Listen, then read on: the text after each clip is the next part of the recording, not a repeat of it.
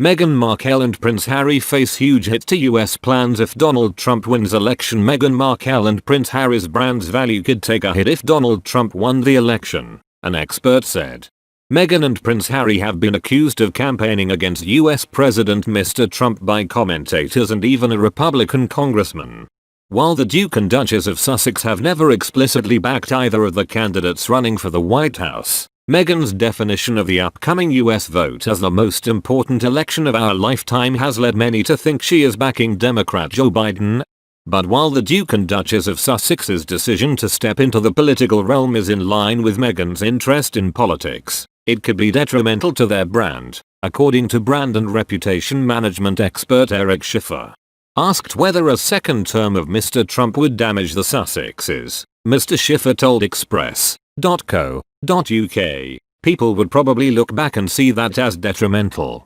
If Trump won, they would take a hit throughout America. Meghan has campaigned over the summer to push more US citizens, in particular women, to register to vote. Speaking about how the problem of voter suppression still plagues the US during a virtual event called When All Women Vote, Meghan spoke about the upcoming vote saying, "We all know what's at stake this year." She added, "But we can and must do everything we can to ensure all women have their voices heard. Because at this juncture, if we aren't part of the solution, we are part of the problem. If you aren't going out there and voting, then you're complicit. If you're complacent, you're complicit." In a clip recorded for the Time 100 special aired by ABC, the Duke of Sussex also spoke about the upcoming election, saying it was important to reject hate and misinformation. Mr. Schiffer, chairman of Reputation Management Consultants, said Meghan and Harry's recent videos in which they spoke about the US election have likely alienated parts of America, saying the Sussexes have recently touched upon topics that don't sit well with Americans who are Trump fans. He said, "That is like asking for a war with a part of America at a time when they want to build their brand and create a level of interest as producers and as entertainment creators. There is no logic to create a partnership brand by in essence attacking the president and suggesting that people need to vote so that there is a reduction in hateful speech. That's a dog whistle to anyone that says get Republicans out.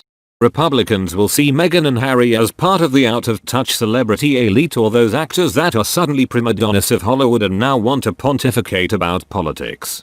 Yesterday, a Republican congressman representing Missouri's 8th congressional district in the House of Representatives, Jason Smith, wrote to the British ambassador in Washington claiming Meghan and Harry's recent remarks during the Time 100 special were an inappropriate act of domestic interference.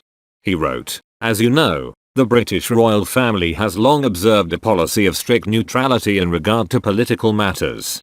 I am therefore concerned by the Duke and Duchess of Sussex's recent comments regarding the United States presidential election, especially given international conversations surrounding foreign interference in our election and the Duke's status as a guest of the United States. These actions represent a serious breach of the British royal family's policy of political neutrality and an inappropriate act of domestic interference by one of our closest allies." Claims Meghan has been breaching the royal family's long-standing political neutrality had previously been dismissed by US royal commentator Marlene Koenig. She said in mid-September, Meghan has been discussing voting and voter registration. She is not saying to vote for a particular candidate. Moreover, she is living in the US, as a US citizen, as a non-working royal. Her statements or conversations do not clash with the British Constitution, the monarchy and the members of the royal family refraining from discussing British politics. The Queen is not the sovereign of the US. Thus, the Duchess of Sussex's statements have nothing to do with the UK, so she is not violating the role of a royal in the UK.